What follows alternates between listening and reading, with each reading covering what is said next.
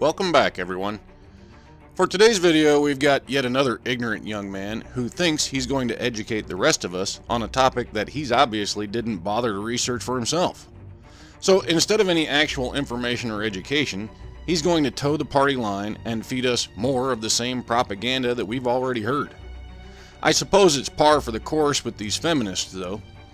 If people don't buy into your religion, convincing them is just a matter of repeating it again and again and again, until they either believe as you do or kill themselves to get away from your incessant prattling. Unfortunately for this young man, I have no intention of removing myself from the planet, and repetition doesn't persuade me to blindly accept anything. Now, I know Suit Yourself has already responded to this guy, but as I said in the comments of his video, I had already chosen to do a response to this guy anyway. Suit is just faster than I am. I mean at making responses.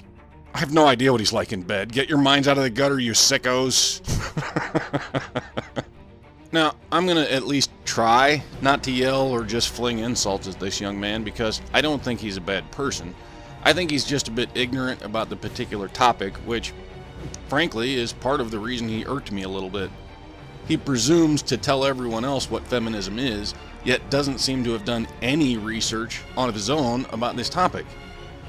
As you'll see from some of his arguments, this is little more than party propaganda.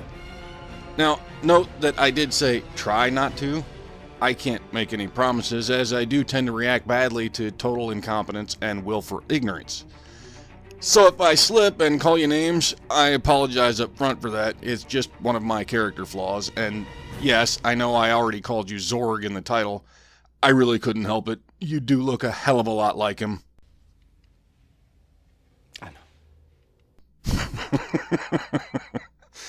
Okay, so let's just get started. I apologize for everything about this, honestly. Well, thank you. You're forgiven. I guess we're all done here. I'm just kidding. We would be, but you're only apologizing for the quality of your video.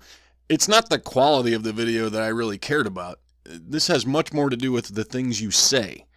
Anyway, as anyone and everyone who knows me in real life knows, I talk about feminism a lot. And none of them have said anything, but I'm pretty sure they're all completely sick of it. So I'm going to be talking about feminism. So, because your friends are sick of hearing about it, you decided to tell the rest of us instead. Gee, thanks. The reason that I wanted to talk about it is because there are at least 3 instances recently that I can remember where I've asked a friend of mine what they think of feminism, what their stance on it is, what their opinion on it is, and they've said that they agree with the concept of it and the whole equality thing, but they don't like calling themselves feminists. And at this point, your brain jumped right to, "You're wrong," didn't it? At any point in these conversations, did you even stop to ask why? Why might someone who believes in equality disagree with feminism? Did the thought even cross your mind that perhaps, maybe, just maybe, by any stretch of the imagination, they might be right, and by some tiny little fraction of a chance, you could be wrong? No, of course it didn't. Really, that's what I want to talk about. The misconceptions surrounding it tend to be the reasons that people don't like using it. And so I'm going to talk about the misconceptions and the reasons why people should use the word feminism. See, I knew it. You're right and everyone else is wrong. It's typical for the feminist thought process, really. Total lack of self-reflection seems to be the hallmark of your religion. Never ever question yourself or the religion. Everyone else is just wrong. What feminism means is that everyone, regardless of their sex or their gender, should have the same rights. Are you sure about that? Let's take a quick look. Nope. Feminism is the advocacy of women's rights. That's it. The definition you just gave is this. So if that's what you actually believe, then you're not feminist, you're egalitarian. When it was invented in the early mid-19th century, it was to do with women getting rights for marriage and parenting and property rights. Towards the end of the 19th century and the beginning of the 20th century, it was just, well, almost exclusively about women's votes, about suffrage. Well, okay, I've heard this crap before, and either your history's just plain wrong, or feminism likes to claim credit for shit they weren't around for. Technically speaking, what you're talking about here is the women's rights movement, not feminism. Now, I know that today feminists like to group that in with their movement and say that because it was the advocacy of women's rights, then it is by its very nature feminist. And I'm curious why stop there. I mean, if we follow that rule, then any advocacy for women's rights would be feminism, wouldn't it? Well, then feminism started way before the 19th century. Tried 24 centuries ago in Greece by Plato. At least that's the earliest mention of women's rights I know of anyway. In all likelihood, it probably started before that. It just wasn't part of recorded history. It was just about women. Well, let's be honest, it was just about white women. But if we're just talking in terms of gender and sex, then it was just aimed at women. That was almost 100 years ago. Over 100 years, things change and adapt and evolve and become something that they were not before, and feminism is no different. Well, you're absolutely right there. Feminism has changed. Unfortunately, not in the ways you seem to think it has.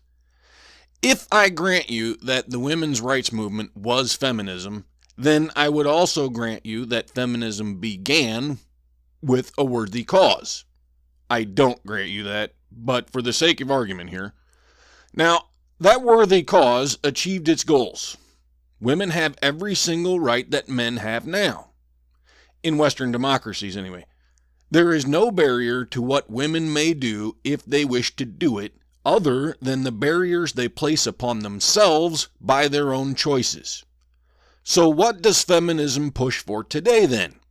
Can't be equality, already have that. I wonder what's left. Feminism is now no longer just about women. It is now about people of all genders, all sexes, all having the same rights. No, feminism is big business. It's about money. You see, social movements disband and go away after they achieve their goals. Feminism didn't. And they won't because they're getting rich off this shit. If feminists stopped advocating for shit they already have, then all these whiny, arrogant, otherwise useless cunts would have to go get real jobs and do something productive with their time. Well, that's sure as hell not going to happen. So they start appropriating other groups' issues under their umbrella in order to remain relevant and control the conversation. They claim credit for any group's success and deny any responsibility for any of the failures they've wrought on society. If you take the blinders off and put down the Kool-Aid, you'll see it quite clearly, and you'll wonder how in the hell they ever fooled you with this shit in the first place. And one of the main rebuttals that I've heard when I've given that brief definition is, well, if it's about everyone and not just women, then why is it called feminism? Because that super sounds like it's just about women. You folks just love this so-called argument, don't you? I mean, I've heard a number of you feminists quote-unquote argue with this particular phrase, and yet I can't for the life of me find anyone other than a feminist who actually says it. Weird, since you folks like to claim it's so common and all, you'd think I'd be able to find somebody. There are two reasons for that. One is, like I said, when it was invented, it was just for women. Just because something evolves in nature doesn't mean that you should change the name of it. Changing the name of something just to adapt to the nature of it is kind of inane. Really? So then I guess you call this an abacus, right? The other reason is that whatever way you look at it, the demographic who still have it worse are women. Oh, really? Whatever way I look at it, huh? Okay then. Let's look at it from, I don't know, let's say alimony payments to ex-spouses. Oops. Looks like 97% of those go towards women. Oh, how ironic. The 3% of women who have to pay it all of a sudden think that we should get rid of alimony altogether. Ha! Funny. Shit. Looks like men have it worse there. Guess that didn't work. Let's try looking at it from workplace fatalities. Oops, shit. Looks like that's 97% men too. Men have that worse too, I guess. Have to try another one. How about we look at the risk of being murdered? I mean, surely women have it worse there. After all, men hate them. Just hates them, right? Fuck. Guess not. Looks like men are about 3 times more likely to get killed there. Oh, I know. I know what'll work. College. Yeah. Women are so oppressed and disadvantaged that we don't let them go to school. Or, well, maybe not. Just hang in there. I'm sure we can find something. Gotta be some way of looking at this where women have it worse. Let me think. What could it be? Oh, yeah. I don't know why I didn't think of this in the first place. Domestic violence. Husbands are always kicking the shit out of their wives. That'll be one that proves women have it worse. Son of a... Well, shit. Sorry, man. I tried. But looks like there's at least 5 ways of looking at it where women do not have it worse. Plenty more where that came from, by the way, but I think we've made our point clear enough by now. And the other thing that I'd like to really talk about is the idea that feminism is violent or anti-men. Oh boy. Let me just take a wild guess what's coming next. No true Scotsman by any chance? Lots of people, despite what feminism is, seem to think that it's some sort of man-hating force, and there is one reason for that, and the reason is radical feminists. There are a lot of people who are misandrists. Yes, we're well aware of that. They're called feminists. The only thing radical about them is that they don't represent mainstream public opinion, and we're trying to make sure they never do. They do, however, represent the mainstream of feminism. You, my friend, and any others who claim to be equality feminists are not the mainstream of your movement. So really, you are the radicals. Most feminists who identify as it in the way that I do, if they see a feminist issue, they get on with it. They start dealing with it in a quiet, efficient way. They'll just get on with tackling this feminist issue. Really? Feminists like you say? Okay, so then, quick question. What are you doing to help assist male victims of female rape? I mean, you yourself said that was a feminist issue, so out of curiosity, what are you doing about it? People who identify as radical feminists, who are actually misandrists, yell about it. They are the ones who get the most airtime, they're the ones who get the most attention, they're the ones that get the most recognition, and because they call themselves feminists, everyone thinks that that's what feminism is. Yep. And here again, you're just going to tell everyone else that they're wrong and you're right. I'm curious. If 4 doctors told you that you had cancer, but 1 said that you didn't, who are you going to believe? Because it's starting to seem like you're the sort of guy who believes the single doctor just because he told you what you wanted to hear. But back to your point, if your so-called radicals are the ones getting all the attention and all the press, then by your own admission, they are the face of your movement. That's pretty much how it works. Face it, equality has been kicked right the fuck out of feminism. It's similar to ISIS. I mean, it's not a perfect comparison, but it's an apt one, you know. It sure as hell is. I mean, I'd almost be willing to say that it is a perfect comparison. In the same way that ISIS call themselves Muslims, but aren't, but everyone still sees them as like the face of Islam. Yeah, you obviously know jack shit about Islam other than what you hear in the fucking media.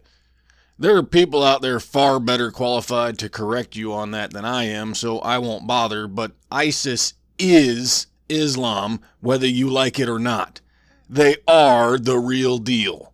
Radical feminists aren't feminists, but they say that they are, and everyone views them as the face of feminism. So that's what I mean when I compare them. I'm not trying to say that they're the same thing.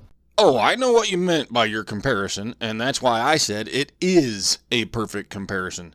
Because, as I've already said, and you've already demonstrated, just like ISIS, these so-called radical feminists are the real deal. If we're just talking statistically, the number of people who are misandrists who identify as radical feminists is about here, and the number of people who are actually feminists but who like to call themselves feminists is about here, which isn't perfect, that isn't great. Ah, good grief. See, by your own admission, there are a lot more so-called radicals than there are feminists of your type. Now, I hate to be the bearer of bad news there, buddy, but if you're calling the majority of your religion radical, then you are the one that's radical. They are the mainstream. And obviously, ideally, it would be more a case of leveling them out, right? So this one eventually overtook. That would be nice. That would be ideal. No. Ideal would be that there simply were no more of them at all. Unfortunately, it's very difficult to lower this level because, like I said, they're the loud ones, they're the angry ones. And I mean, feminists have every right to be angry, but you know what I mean. But if you say to them, hey, you're being really shitty, you're doing something that is wrong, they're the ones who will start saying that you hate women or you hate feminism or things like that, and they will shout you down and they will guilt trip you and you can't win an argument. So what you're saying is the majority of your chosen religion will not listen to criticism or even different opinions without shouting you down and guilt tripping you, so you can't get rid of these so-called radicals. That sounds eerily familiar to me for some reason. Where have I heard that sort of behavior before?